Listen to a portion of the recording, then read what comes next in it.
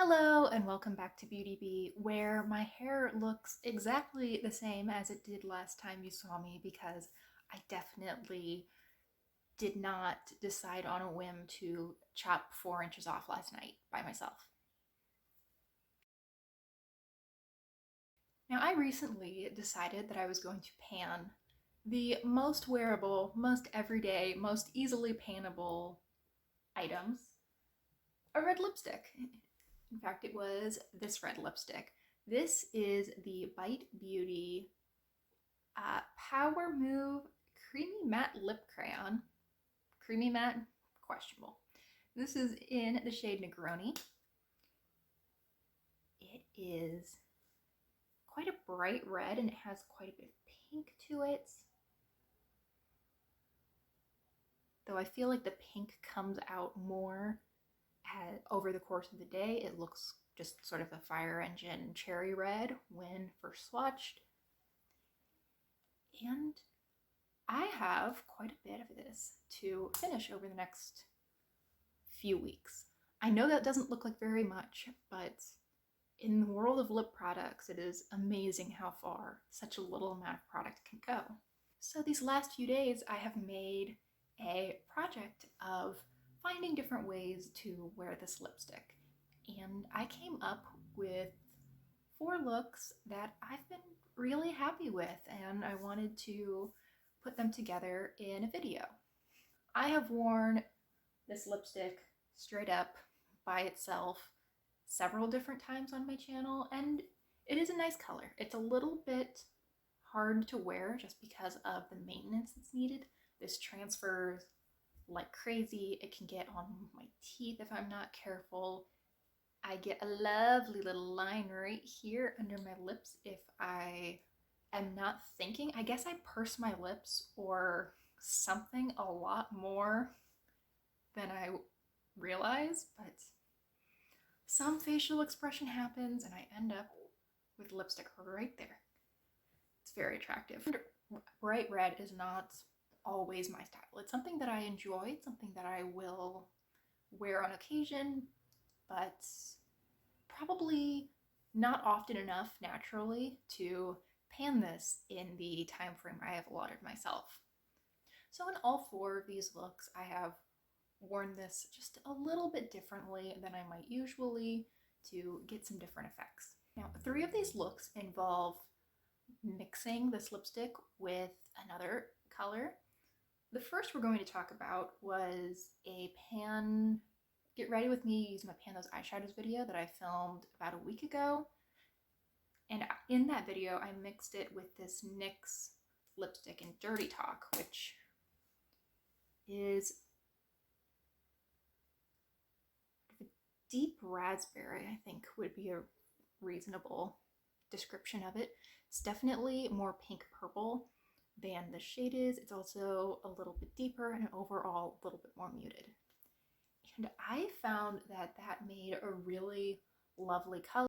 I built on that with a neutral, cool toned eye look that went a little bit into sort of a rosy purple shade, and I added some winged liner. I was really pleased with how cool toned I was able to make this color go. It just doesn't seem to me, looking at it at first, that it would have that kind of range, but this made for a really fun, fairly low maintenance, and very pretty look. I was very pleased with it. With the next look, we went in the complete opposite direction and we went very warm. With this one, I mixed my red with Kiss Me Coral from Revlon. It's one of their super lustrous lipsticks. And it is orange. I know they say it's coral, but I don't see coral. I see just straight orange on my skin tone. And I was so pleased with the color that I ended up getting from this. It was so bold and bright, which was exactly what I was looking for that day because I was wearing a short-sleeved black turtleneck, and I really like with that particular outfit going for something a little bit brighter on the lips because the rest of me is just so monochromatic otherwise. The resulting color matched these coral earrings perfectly. This was the pretty much exact shade that I ended up with, and I was thrilled. It gave me a reason to wear these, which these are just a pair of earrings that I don't reach for nearly often enough, which was great. And I ended up topping this off with a yellow based. Well, I used a little bit of sort of a camely brown in my crease. I used a very yellow gold over the inner half of my lid. I skipped liner that day, which I think helped keep the look light and fresh and like I wasn't trying all that hard, and it was really pretty. It also held up really well throughout the day. Something about layering this lipstick really helps with the lasting power. I think because this just has such abysmal lasting power by itself that mixing it with almost anything else greatly improves things. The third mixture is actually what I am wearing today. Today I have mixed it with the Flower Beauty Petal Pout lipstick in the shade Rosy Garden.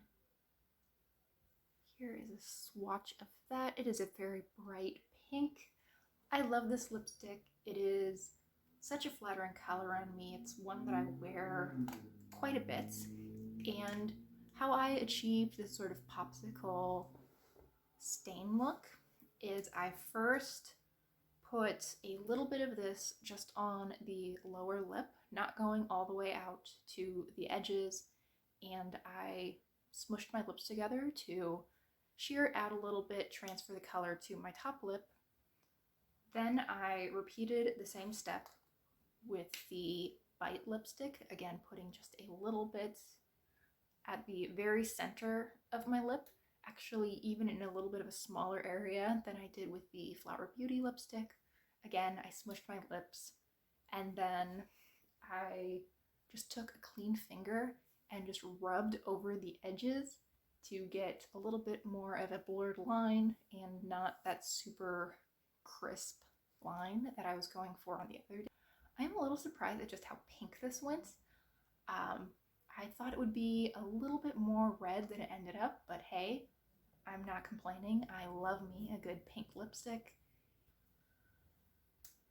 And I think that this combination is something that I will be reaching for quite often going forward. It's really pretty and easy to wear. Definitely something to remember. And a surprise favorite of the week was actually wearing this Bite lipstick on its own. I wore this with a red striped short sleeve sweater, sort of a red and oatmeal color, and it was pretty. I added a pretty yellow based eye look. It was gold and it had some really yellow gold sparkle and some peachy blush. I was really happy with how polished and put together this ended up looking. To make the wear time of this a little bit more acceptable, what I ended up doing was sort of the Emily Noel Besame method. I applied this, I blotted it off with a Kleenex, I put on another layer, and I again took a Kleenex, pressed it to my lips, and I took some powder and I just powdered over the Kleenex, cleaned up my lip line a little bit, and I ended up with this quite matte and very long wearing take on this color, which was fantastic. It was also probably the single most long wearing way that I wore this lipstick. It actually lasted through eating, which cool. It wasn't looking perfect. I did end up touching it up just a little bit. However, if it was a busy day or something, I wouldn't have felt bad at all not touching it up. It looked fine, not good, if that makes sense. I've been wearing this Bite Negroni lipstick pretty much straight for about a week now at this point, and I am ready to give it a break for a day or two, but I think I will be back to it very quickly. It is such a pretty shade. I am really happy with the variety of looks that it can give me, and I was really happy this week to see how it could go very, very warm, how it could go not necessarily cool, but cool enough to go with purple and ashy eye looks. And I'm looking forward to playing with it a little bit more in the future as I work through panning it. Thank you so much for watching. I really hope you enjoyed this video.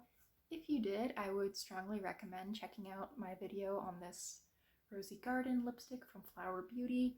I did quite a similar video a few months ago where I styled that 5 different ways and was again quite happy with the results. Please consider liking and subscribing if this was a fun or informative video for you, and I really hope that I will see you next time.